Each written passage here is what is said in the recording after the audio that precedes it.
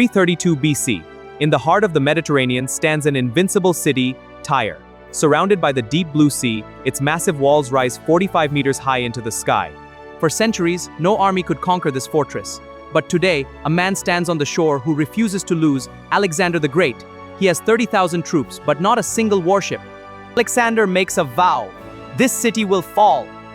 He begins the most impossible siege in history, building a massive stone bridge across the deep sea. Giant siege towers rise, and the Mediterranean turns into a battlefield.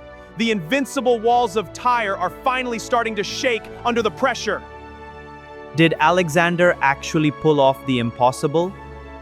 To see how this epic battle ended, stick around and watch until the very end. Spring, 330 BCE. The city of Tyre believed itself untouchable. For centuries, armies had marched across empires, yet none had ever taken the city by force. Tyre was not connected to the mainland. It sat nearly 1 kilometer offshore in the eastern Mediterranean, protected by deep water and massive fortifications that climbed over 45 meters above the sea. To attack it from land was impossible. To starve it was nearly hopeless. To storm it from the sea required naval supremacy. Alexander the Great possessed none of these advantages. And yet, within months, Tyre would burn. This is the Siege of Tyre, one of the greatest military engineering operations in ancient history, and the moment Alexander proved that no city on earth was beyond his reach. If you enjoy cinematic military history and ancient warfare documentaries, subscribe now, because this campaign changed the balance of power in the ancient world forever. To understand why Tyre mattered so much, you need to understand the war Alexander was fighting.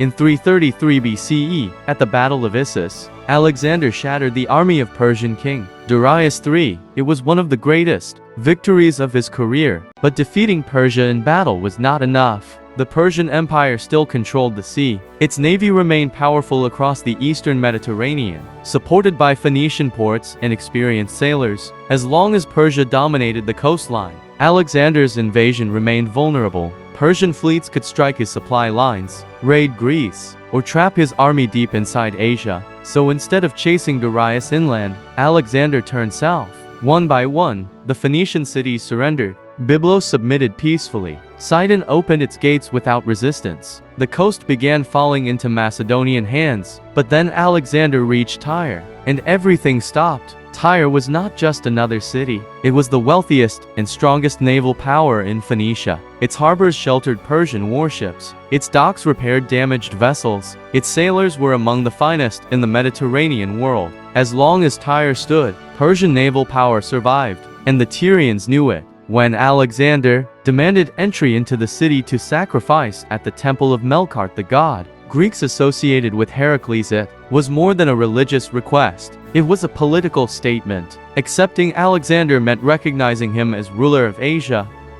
Tyre refused. Then they crossed a line from diplomacy into open defiance. Alexander's envoys were seized, executed, and their bodies thrown into the sea beneath the city walls. The message was clear. Tyre would never surrender. Most commanders would have moved on. Alexander did the opposite. Standing on the shoreline, staring across the water toward walls no army had ever breached, he made a decision so extreme that even his own officers questioned it. If he could not bring his army to the city, he would bring the land itself to Tyre. At first, the plan sounded impossible. Centuries earlier, Tyre's original mainland settlement, known today as Old Tyre, had been abandoned when the city expanded onto the island. Its ruins still covered the coast. Alexander ordered them destroyed. Ancient homes, temples, stones, and columns were ripped apart and dragged into the sea. Thousands of men labored day and night, dumping rubble into the water to create a massive stone causeway stretching toward the island fortress. The Mediterranean itself began to change shape.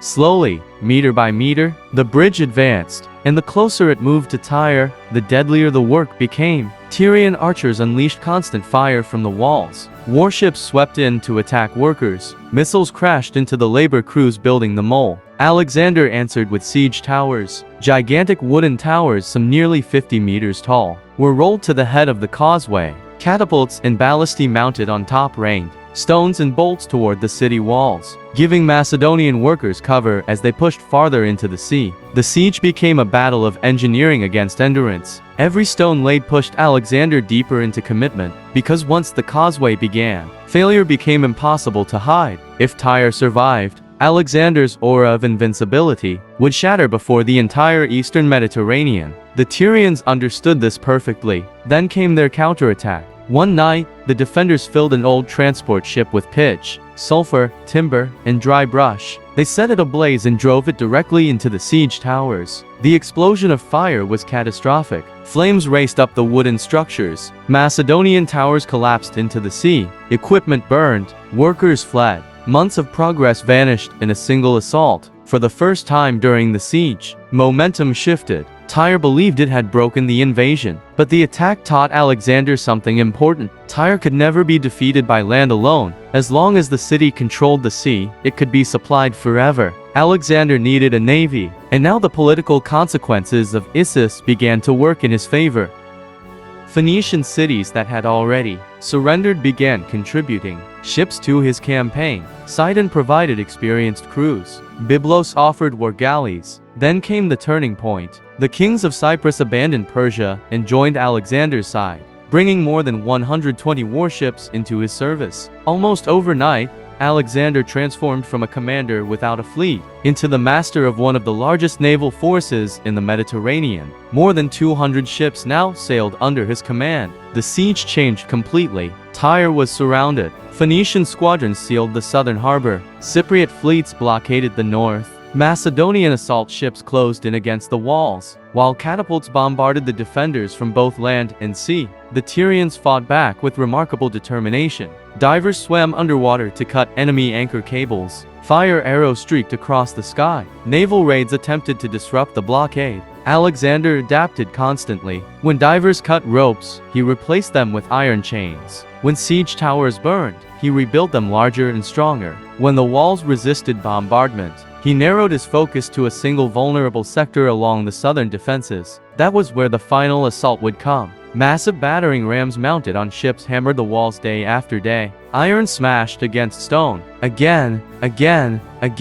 Then finally, the defenses cracked. A breach opened in the southern wall. Alexander attacked immediately. Assault ships surged forward under missile fire. Boarding bridges slammed across broken masonry as Macedonian Hypaspists stormed into the gap. Alexander himself reportedly fought near the front line. Inside the city, the battle descended into chaos. Street fighting erupted across Tyre, house to house, roof to roof, blade against blade. At the same time, Macedonian fleets forced entry into the harbors, preventing the defenders from regrouping or escaping. After more than 6 brutal months, Tyre fell. What followed was devastating. Ancient sources describe thousands killed during the sack of the city. Thousands more were enslaved. Along the shoreline, captured defenders were crucified as punishment for the execution of Alexander's envoys. It was not simply conquest, it was a warning to every city still considering resistance. And the Mediterranean heard it clearly.